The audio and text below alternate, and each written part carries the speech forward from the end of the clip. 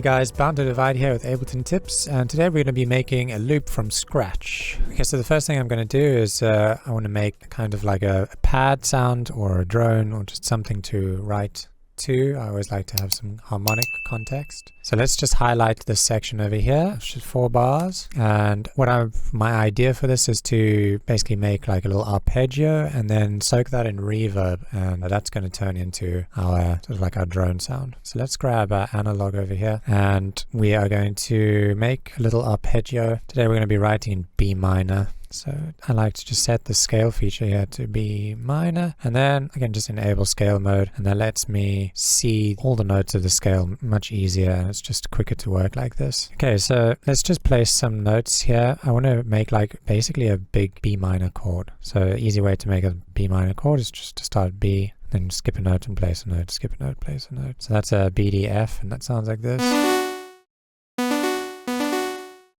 So yeah, let's make some sort of like ARP sequence for this. Let's go up maybe to the B here.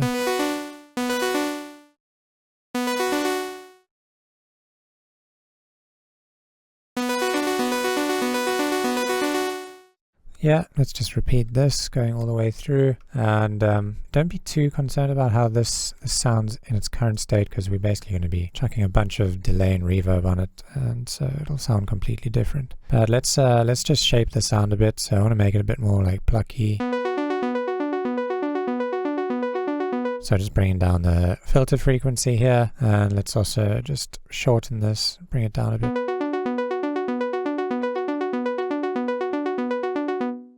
Okay, and maybe add a little bit of drive to the sound. Okay, cool. And now what I want to do is just grab a delay, and we're going to set the delay to the 3 over here. We're going to leave it on 3, and we're going to bring up the dry wet 100%. And just turn up that feedback, because I wanted to have a ton of feedback and basically just turn into a big mess. And we also want to set this to ping pong mode.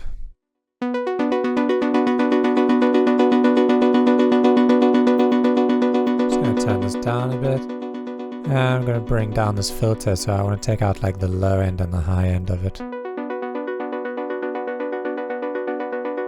now this is starting to turn into something a bit more like atmospheric. It's not atmospheric quite enough yet, so let's take a reverb, and we are going to process it with a reverb. So the reverb is going to be 100% wet again. And already that sounds pretty cool. I think this chorus and the spin is a bit too much, so you can hear it's like kind of pitching around. It's nice and dramatic, but maybe just a bit less. Then let's take out some of the low end from the input signal. And on the tail we'll also bring down the high end and the low end. And then I want to turn up the size and have a longer decay time, like 7 seconds.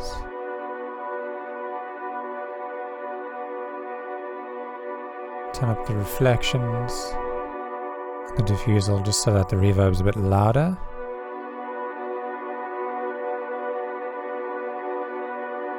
And then let's see what happens as we turn down this dry wet.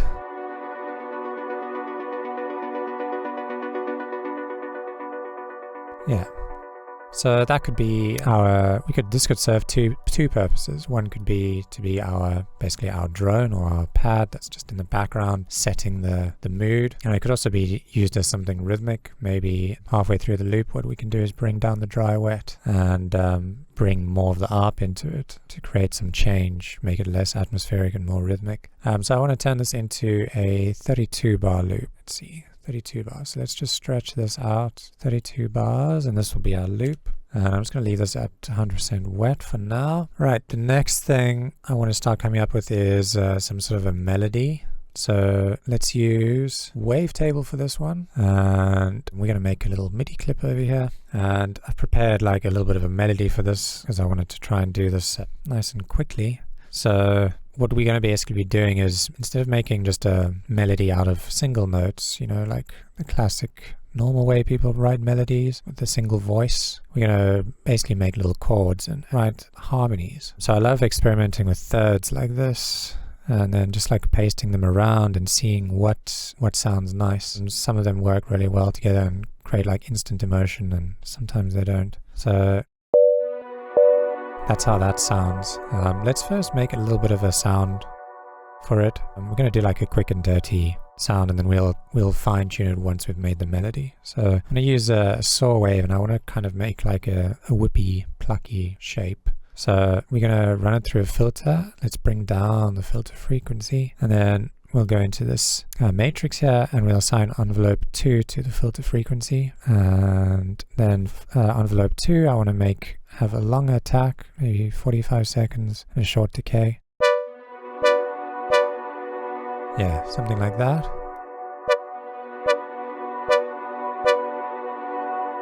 And let's also give this some delay and reverb.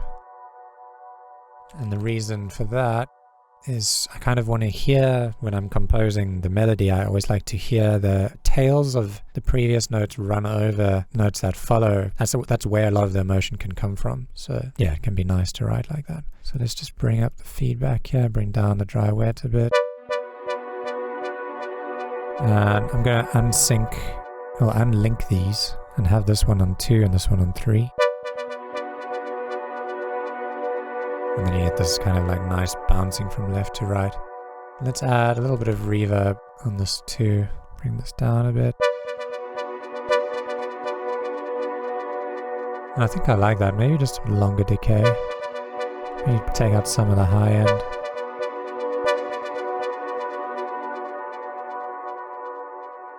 Okay. Right, so let's just set this to 16ths. It's already set to 16ths. And I'm going to make the first note 3/16ths long. And we're going to start kind of midway between where the kicks would be. So if we imagine the metronome as the kick, then kick's going to land, and then where our hat lands, the melody starts. So like... And then we're going to go down. We're just going to kind of walk down here. And then we're going to walk down again. But I don't like that last note. It feels a bit like I'm expecting this emotion, but I don't get it. So what I did was just to bring down the G down to the F sharp, which is actually the 5th, perfect 5th. So it'll go nicely with this B, even though we aren't using like third harmonies anymore. Now we're doing a kind of like an inverted 5th. I think it just sounds nice. Okay, so I'm going to repeat this not super often, like I don't want it to happen.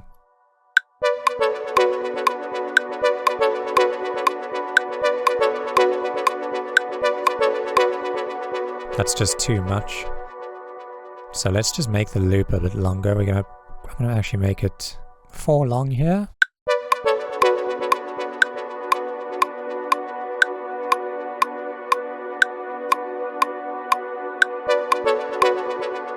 Okay, and I don't want this thing to just repeat exactly the same every time. So what we're going to do is we're going to have some like notes that sort of lead into it. So if we just zoom in over here, maybe what we can do is grab this note here and repeat it, or do it further down, so that when we kind of repeat this, we have almost like a note that leads, or a chord that leads us back into the melody. Yeah. And then we could create like even more variation here by maybe changing one note.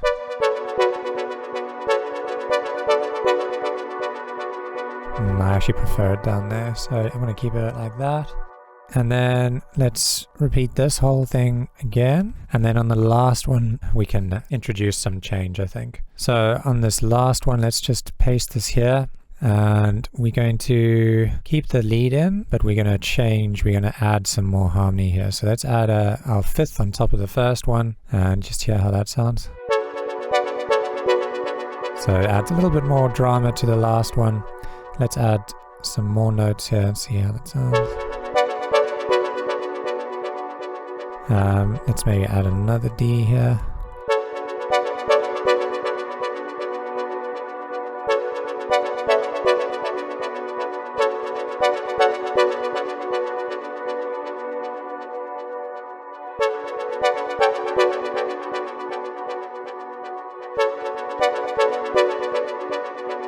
think I like that one the most, so yeah, let's keep that. And let's add a little bit of saturation to the sound. So I'm just going to turn up the drive a bit and take out the output. And I might just bring down this filter frequency amount so it's not as bright. Okay, I just want to check that this is not got any rumbling in it. Maybe take out a little bit of space over here. Okay, next let's add our bass line. Just a quick break before we go back to the tutorial. If you find these type of videos helpful, we can highly recommend the PML Academy with over 35 full-length online courses, spreading over topics like writing chords and melodies or arranging your songs to producing entire songs from start to finish. So check out the link in the description to see what's inside the All Courses bundle exactly. Okay, so for the bass line, we're going to be doing something very simple. We're basically just going to be alternating between two notes. I'm going to be using analog for this. And so we're going to start on the B, basically the tonic of the key we're working in. Maybe a bit lower. And then our second note is just going to be this G down here.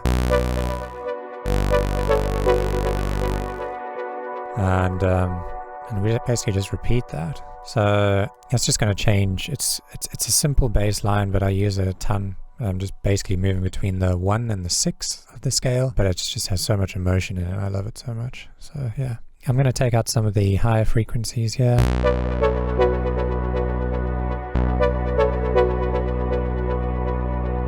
Let's bring down this envelope here a bit. And I want to add a fifth on top of this. So I'm going to turn it up 1 octave plus 7 semitones.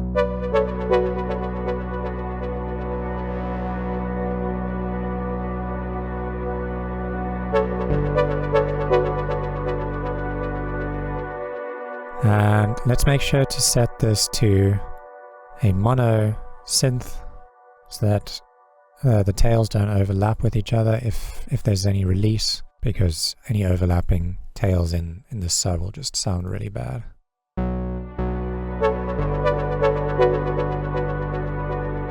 And I think just a little bit of EQ on this would be good. Boost that sub up a bit. And then what else can we do? We can let's saturate it a little bit. So let's take this drive. I love using Sim 3.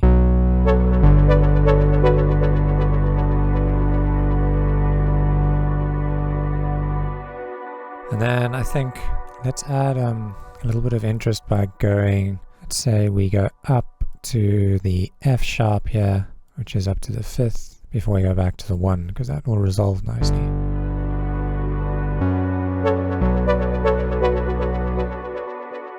Let's do it a bit later, maybe over here,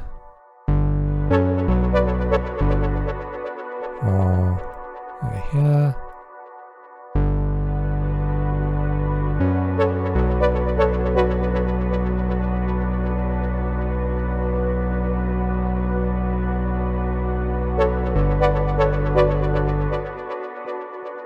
Let's actually try this 5th instead of at the end.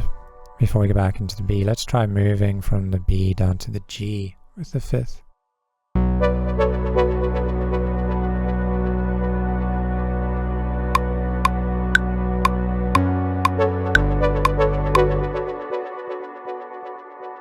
I like that, but timing wise, I just want to time it so it kind of like bounces against the kick.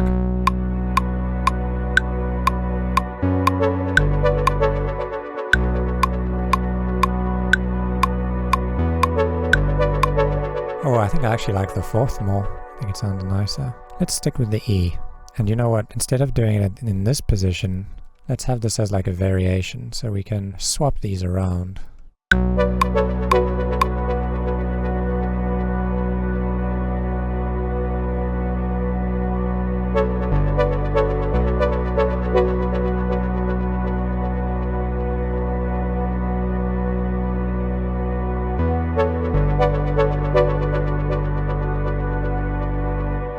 Okay, yeah, that's sounding good.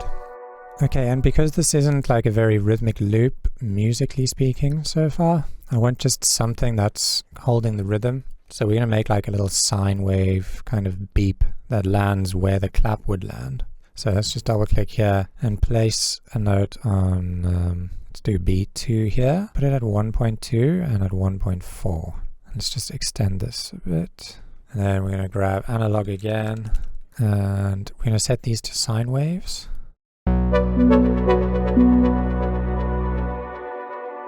Let's try going an octave up.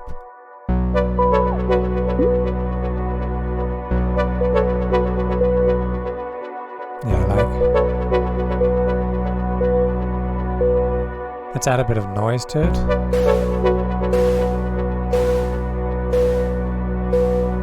A bit brighter, turn up the color here.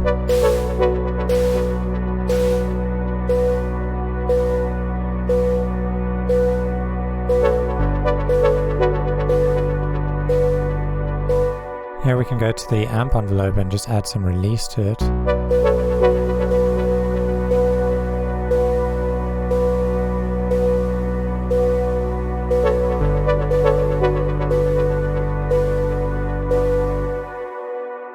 And again, I'm going to go into this filter and just choose Sim 3.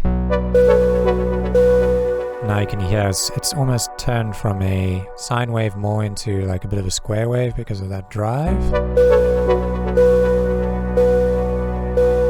Maybe we can filter it down a touch.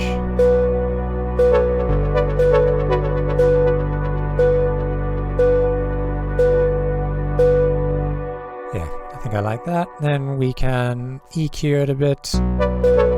Just take out all of that rumble down there. And let's also add some reverb to this. We're gonna make this kind of a bit spacey, so longer decay, big size.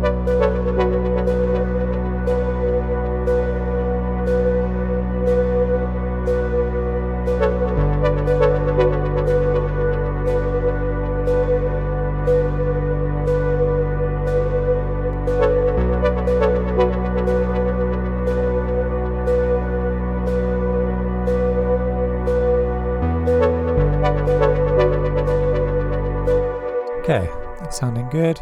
Okay, next up is our kick drum. So let's just grab a kick from here, from my kick pack. I'm going to use this one, and we're going to place kick. We need to just turn off scale here. We're going to be using C3, so it plays it at its original pitch. And we just place a quarter note down, and I'm going to bring down this loop brace down to here. And then the kick just loops perfectly.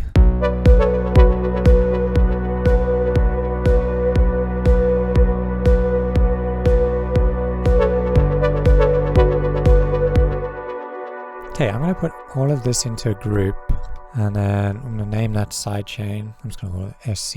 And then I'm going to put a compressor on it, and we're going to sidechain everything from our kick to that.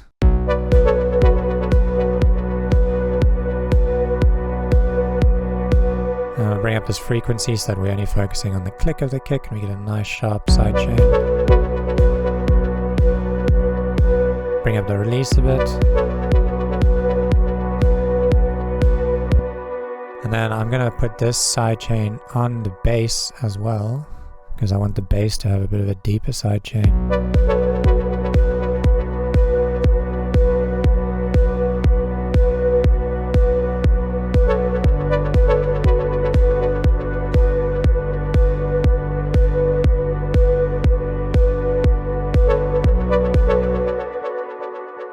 Okay, and then we're going to be using a tom, because what I feel like when I listen to this track is that, well, this loop, if you just had to play it with a kick, there's almost no groove, because the kick is the only thing that's like really rhythmic. There's nothing sort of bouncing between the kicks, or there's no like polyrhythms or anything that's like really driving the groove. So I think a tom would be a great addition, at least to create that groove in the low end. And I have this tom here that I saved in a rack that we will add as a download in the video, so you'll be able to download it before you start this. But basically what I've done is I've just pre-tuned the tom perfectly to C so that you can play it wherever you want on the keyboard and you'll know that it's coming out perfectly tuned, so it won't be out of key. So yeah, I'm just gonna steal that quickly from my starting template here, and here we go, tom. I'm just going to click that in. Okay, so now if I play, if we turn this earphone on, if I start playing notes, whatever note I'm clicking, like C sharp, that's tom is playing C sharp because I've already tuned it here perfectly. So yeah, let's place one down at B, pretty much in the bass. Over there, and let's just figure out a nice rhythm. Kind of hearing doom, doom, doom, doom, doom.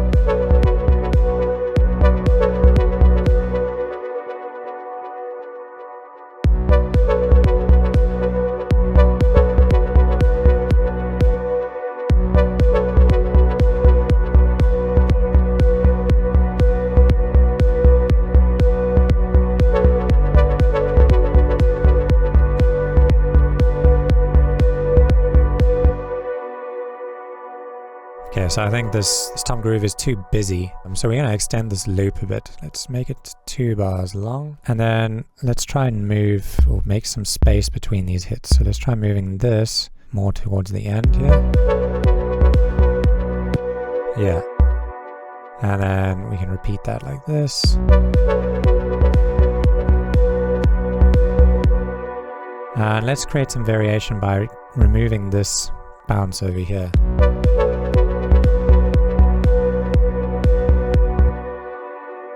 Yeah, there we go. So that's a nice variation.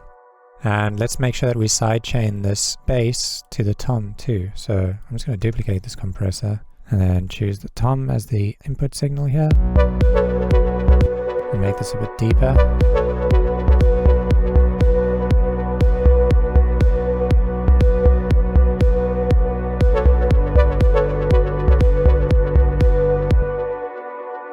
And then next up is a hat loop. So I found this hat loop when I was preparing for this, and that actually fits the groove so perfectly. I think it was complete luck that I found it, but yeah, it's such a nice top loop. Oh, where is it? Here it is. It kind of matches the tom groove, which was not planned on my behalf, but it worked out really nicely. And yeah, so let's just drop this in here and see how it sounds.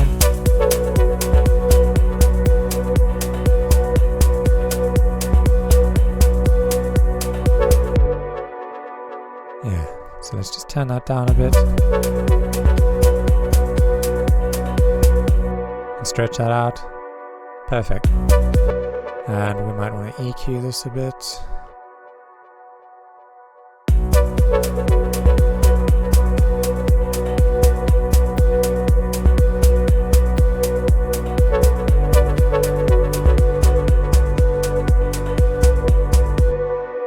The top end of this loop is really like harsh and bright, and so I just like to remove some of that. Just like that.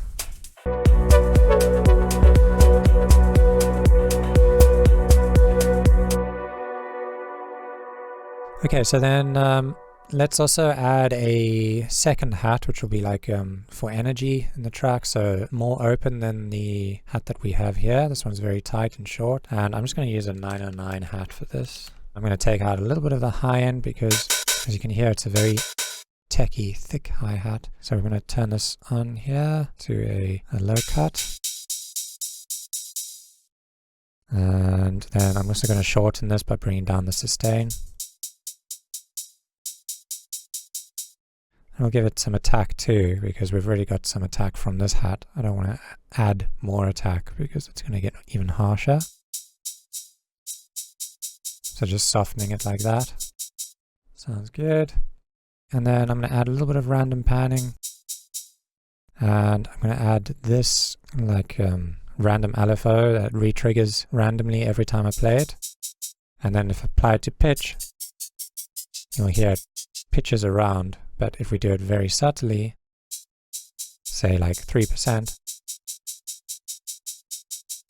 makes it sound like each hit is slightly different. So yeah, that's the goal of that. And then we can just place a note here and duplicate it all the way across.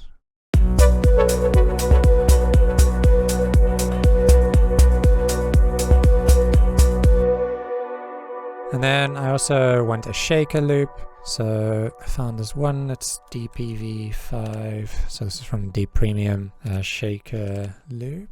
Oops. And that shaker loop 005. A really nice shaker loop.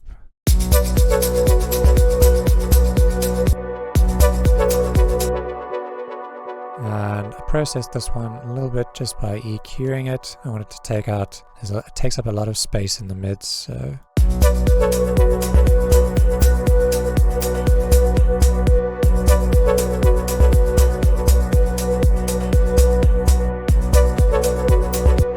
There we go.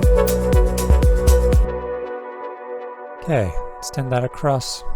And then we're gonna make this actually into a bit longer, so let's duplicate this again and make this whole thing 32 bars. Yeah, that's 32 bars. This was actually 16 bars when I started. I think I said 32 at the beginning, that's my bad. And then we can create some variation by only bringing in certain elements, certain drum elements later on. So like, for example, this 909 hat we can turn off, and this shaker loop we can turn off. And we can create a little bit of space here, almost like a transition, by just taking out a few kick drums.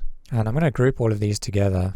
I think it's whenever you create a loop, it's always important to have like an A and B section, which is why I'm doing this, so that you can kind of feel how it would feel almost as like a full drop. So this is going to be called the drums bus. And then I'm going to just drop an auto filter on, and I'm going to start filtering out the low end just towards the end of the first 16 bars. By the time the kick comes out, the sub is gone. And I'm going to copy this across onto the sidechain group too.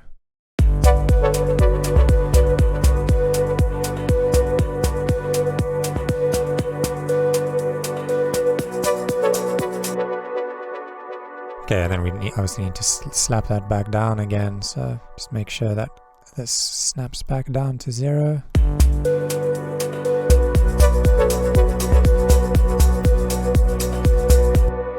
Now we need to create a little bit of energy, a burst of energy through there, and a little bit more variation. So on this analog, what I'm quickly going to do here is we're going to take our utility and we're going to slowly bring the sound in throughout the section.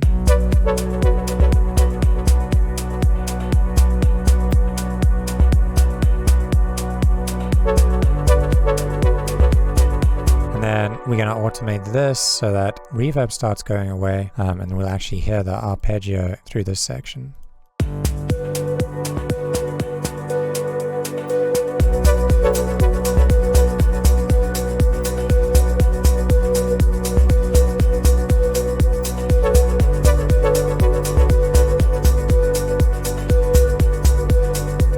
Okay, and then last thing we're going to do is just add a little crash over here. So I'm just going to search crash, and the one I used was called Deep Premium version 5 Crash 13. I'm just going to throw that over there, and we're going to soak this in reverb because I want it to be like a really nice long splash. Just take a reverb here, and we're going to push this up to like 30 seconds or something. Bring up the size a bit and open up this high cut. Bring up the dry wet to 100%.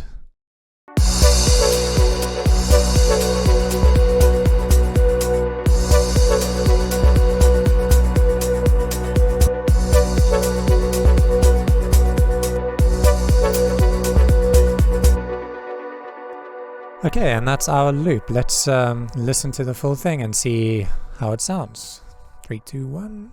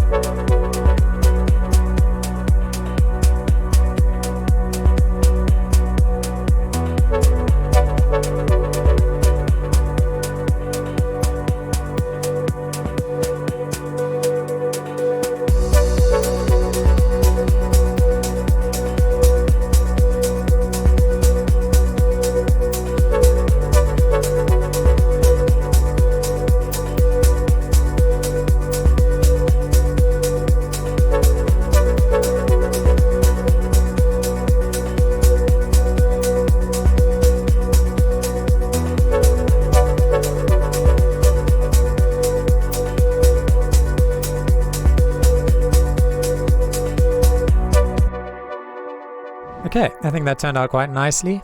Hopefully you learned something about sound design and a little bit about arrangement and automation through this. If you want to take a deeper dive more into songwriting and creating tracks from start to finish, I've got a couple of start to finish courses that we can link below. So yeah, please check those out. Thanks for watching, and I'll see you in the next tutorial. Bye-bye.